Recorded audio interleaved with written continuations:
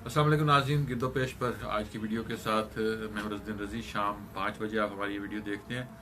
अगर आपने अब तक हमारे चैनल को सब्सक्राइब नहीं किया इसे सब्सक्राइब कीजिए, बेल आइकन को क्लिक भी कीजिए।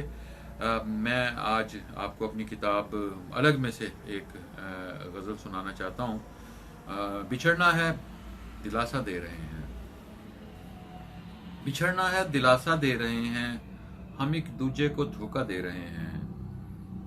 बिछड़ना है दिलासा दे रहे हैं, हम एक दूजे को धोखा दे रहे हैं। मुबारकबाद देना चाहते थे मगर लोगों को पुरसा दे रहे हैं।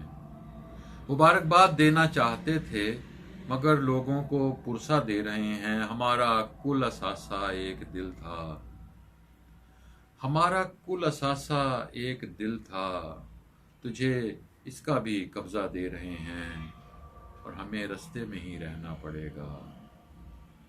हमें रास्ते में ही रहना पड़ेगा कि हम लोगों को रास्ता दे रहे हैं। हमें रास्ते में ही रहना पड़ेगा कि हम लोगों को रास्ता दे रहे हैं। रहे चाहत सलामत ता क़यामत, बिछड़ कर इसका सदका दे रहे हैं। रहे चाहत सलामत ता क़यामत, बिछड़ कर इसका सदका दे रहे हैं। अब ये जीवन बुझ नहीं पाया किसी से, ये जीवन बुझ नहीं पाया किसी से, हम अब खुद इसको झोंका दे रहे हैं।